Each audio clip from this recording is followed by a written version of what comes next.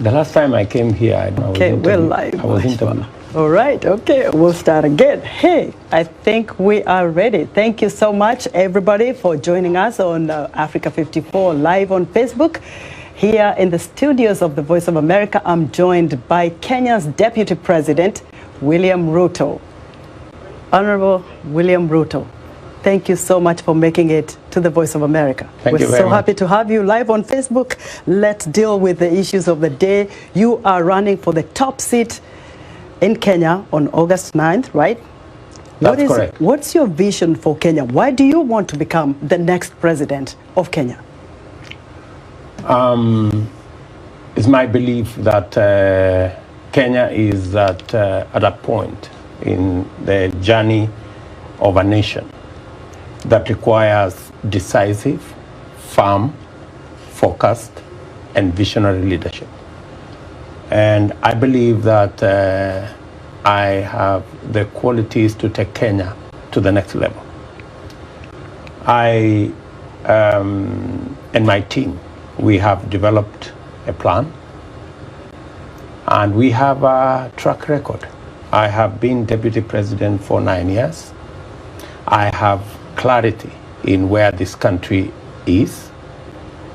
I have clarity on where it should go from here. There are things we have done over the last 9 years that have given me the persuasion that indeed we can make Kenya a different country in a very short while. Let's digest that for a little bit, Deputy President. I am very confident because that Kenya can go to the next level. You have a vision, and you have been Deputy President for the last 9 years. Correct. What are the things that didn't go well that you feel once you become the President of Kenya, you will make right? Precisely. When we came into office in 2013, we set about going to build a foundation. And that foundation, we appropriated that we needed to build a solid foundation of infrastructure, of training, of energy distribution. On the foundation of infrastructure, we built 700 kilometers of rail. We built 10,000 kilometers of tarmac. We've generated and distributed electricity to 8.5 million people. And we have built, apart from secondary education, we've built training for skills and competences with 170 technical training colleges. It is on that foundation that I believe the takeoff for Kenya is now ready. And amongst the things, as you've asked correctly, the things that we didn't manage to achieve in the last 8 years, and especially in the last 5 years, we had set out a program called the Big Four that had huge investments that would create jobs, that had investments in agriculture that would not only build capacity, it would also enhance productivity of our very progressive farming endeavors. And we had in it a whole program on universal health coverage and manufacturing. Unfortunately, the Big Four plan did not go as we had planned. Why? Because we got ourselves engaged in another program that was not part of the agenda upon which we were elected. And the program was what you know, or what is now called as the handshake and the BBI and everything else that went in that direction. I get it, but before we get to the BBI, the Building Bridges Initiative that President Kenyatta started, and then of course the handshake with his former rival, Honorable Raila Odinga. What happened between the two of you? And I'll ask you this because when the two of you were, I'm going to say the Kenyan way, were roasting at the ICC. You both got exonerated. You went back to Kenya. Yes. You became like brothers. You actually used to dress the same way, same suits, same ties. I mean, Kenyans were mesmerized. The world was. The people who knew, oh, these guys came back. They are like brothers. They are fighting. They want to become president and deputy president. You worked it out. And you see, for Kenyans, they yearn for cohesion. They yearn for harmony. And they hadn't seen that in a long time. This is a country of more than 40 ethnic languages and communities. So they saw something good in that, and they voted you in. The first term went well. The second term, where did the fallout between you, Deputy President Ruto, and President Uhuru Kenyatta come from? What happened? Tell us. History is going to be written one day, and I'm sure details will be out there. But let me say the following. In our first term, we were focused as a government on delivery of our plan. And that is why our first term stands out. Every legacy program President Uhuru Kenyatta will go home with is the programs of the first term. Whether you talk about the SGR, whether you talk about our road network, whether we talk about our electricity connection, whether we talk about the equipment we have supplied in our referral hospitals, whether we talk about the TVET program, that's all first term. Fine, but what happened? Second term, because we got a lot of stuff we need to get. Second term, yes, we got ourselves engaged in this handshake that was built to be an exercise to bring people together. And as President Kenyatta has said, I was briefed. President Kenyatta informed me. In fact, before Raila Odinga engaged President Kenyatta, he tried to engage me. And it's in the public domain. But is there anything wrong to build bridges? Absolutely. There is Wasn't that problem. a good thing? Like reach out to the opposition, build Kenya? There was no problem. But the things we had agreed upon as forming part of the handshake, it mutated into something else. We didn't discuss, for example, that it would be an exercise to kill the opposition and to kill oversight. We didn't discuss, for example, that members of the ruling party would be jettisoned so that members of the opposition can occupy committees in parliament.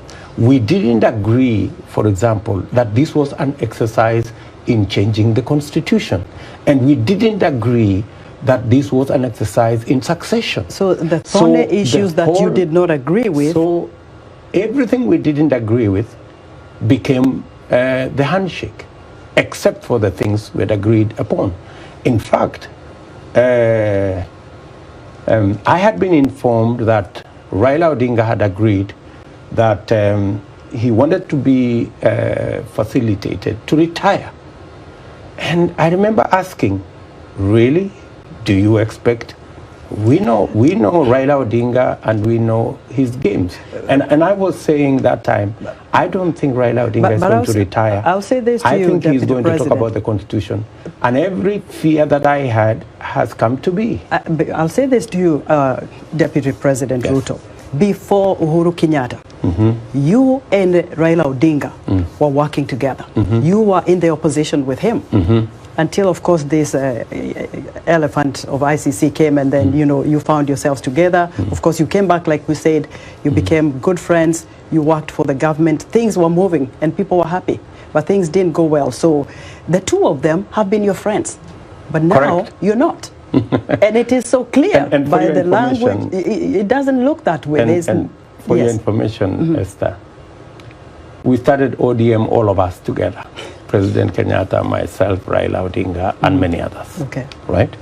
So as to being on the same side, yes, we've been on the same side. But when you work with people, then you discover there are people you can work with, and there are people you can't work with.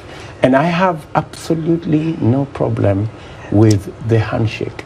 The only problem I have with it is it became what we didn't agree it to be. And in the process, the people of Kenya lost. Okay. We lost the opposition, we lost the ruling party, We lost our government. We lost the Big Four plan. We lost direction. And because you lost direction, Kenyans lost direction. Let me tell you the bigger biting issues, because look, I come from there.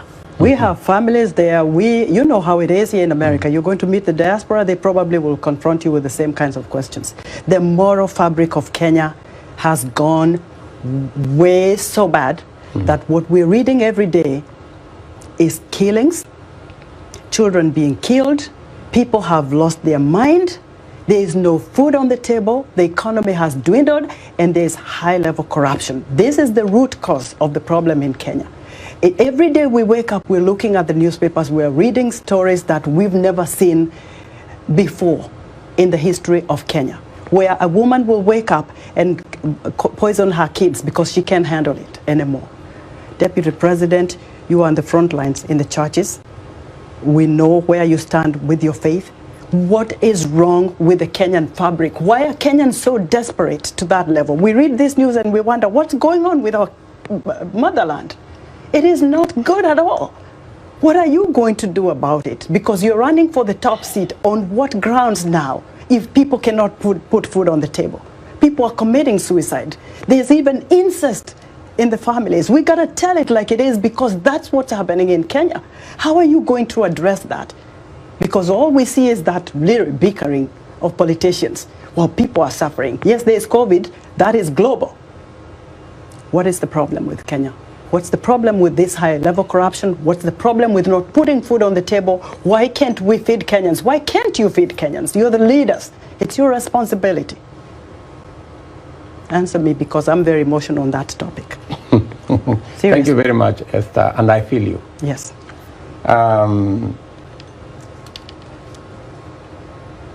To be able to diagnose the problem of Kenya in this interview, we will not do justice to it. Well, highlight a few things. So I'm going to give you the broad picture.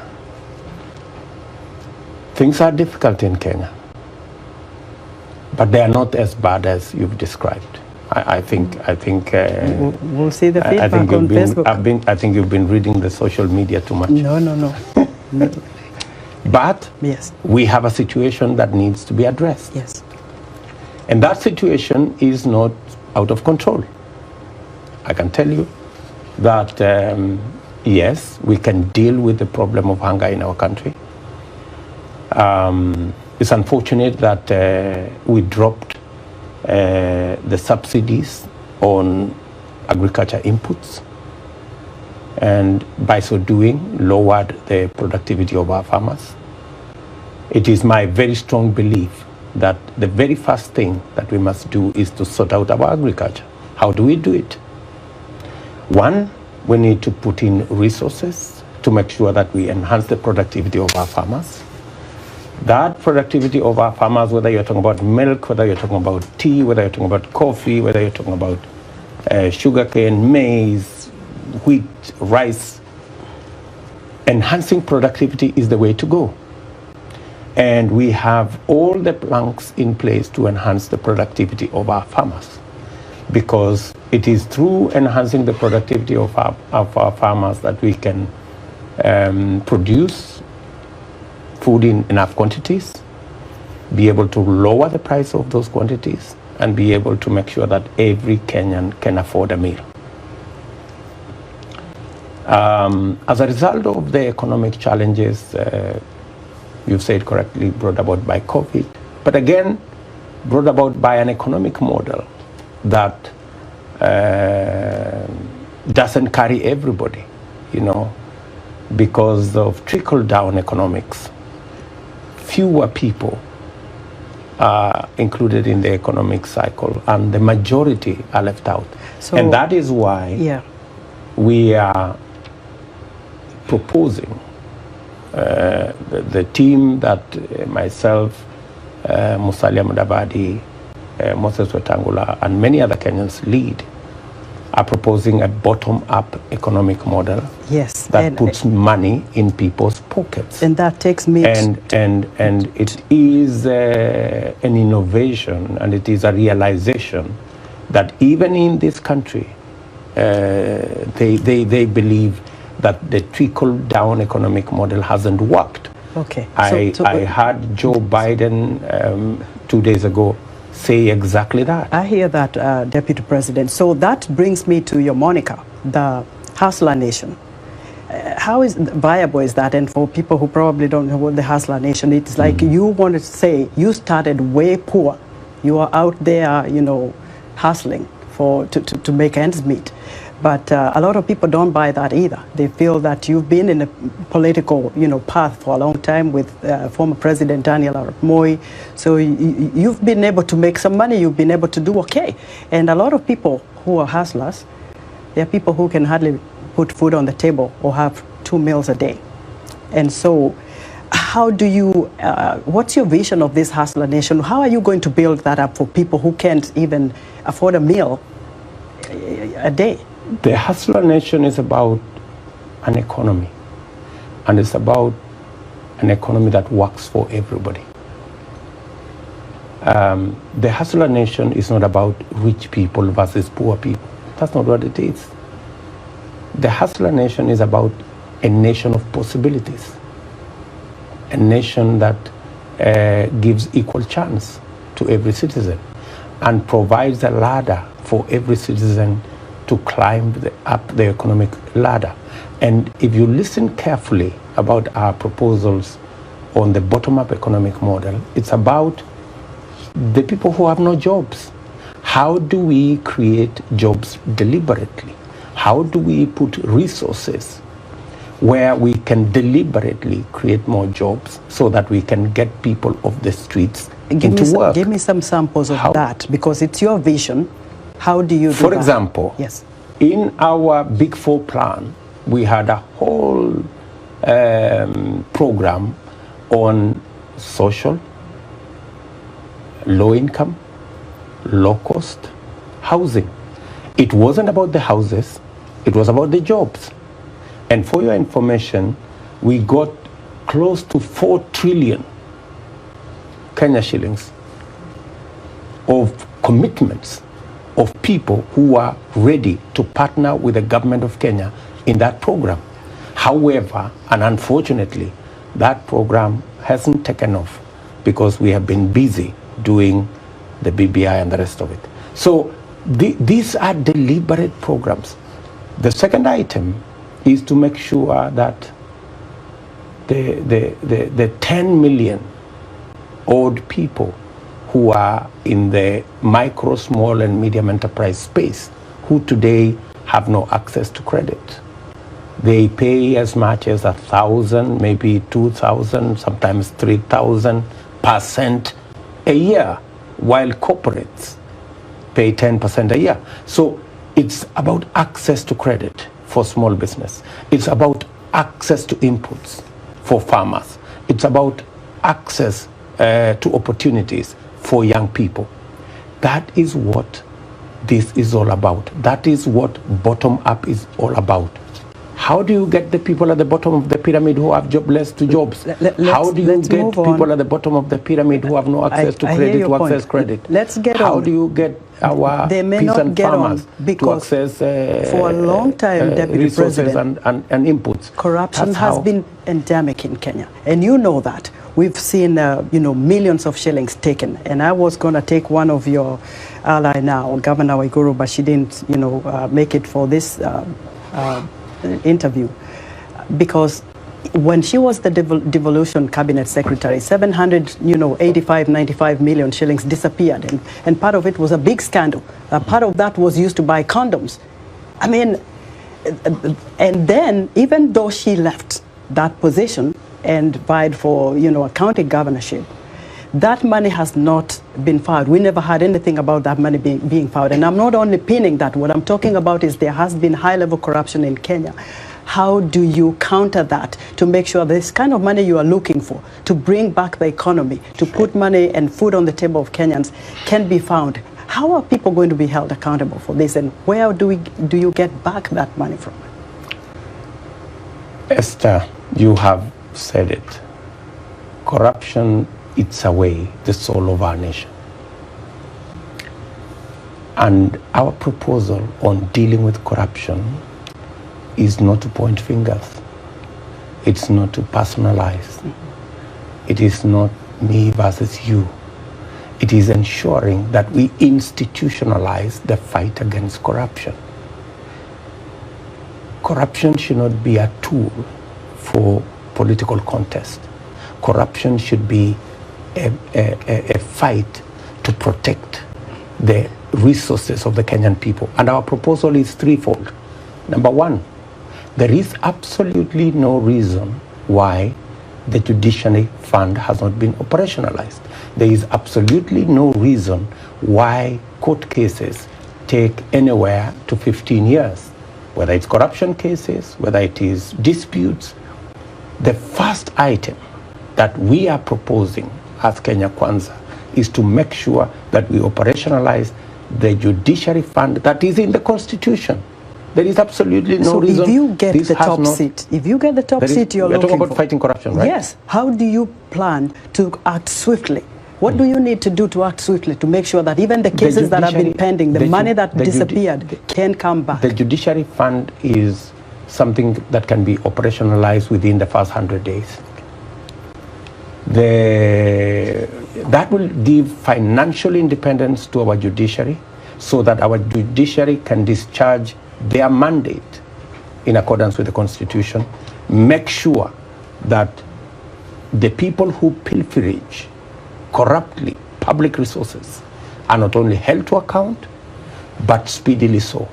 The second item is to ensure that investigations and working on cases is worked on by the independent institution, and that institution must have financial independence.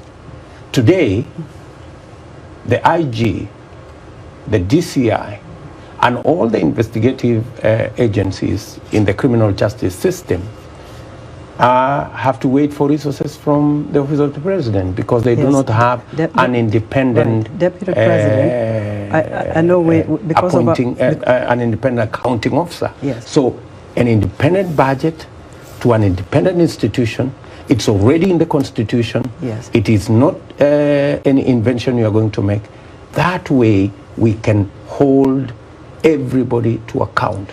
And lastly, yes, we must have an accountable executive by making sure the oversight responsibility of the legislature is not compromised in any way. So today, we're almost wrapping up. So I want compromised. Yes, I want you to get seriously. Into, yes, because of the confusion there is between who is in government, who is in the opposition. Nobody is nowhere. While you're here in the U.S., and I hope you can make this as brief as you can, there were claims that you've made of possible rigging of the upcoming elections.